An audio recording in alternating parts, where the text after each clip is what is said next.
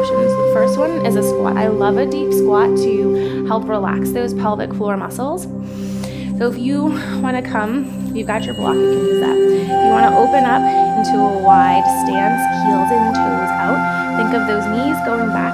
You can take your hands and push your hands to the inside and think of opening up here.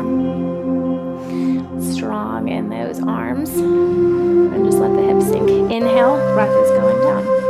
If you want to come down lower, you can come down to a squat on the block.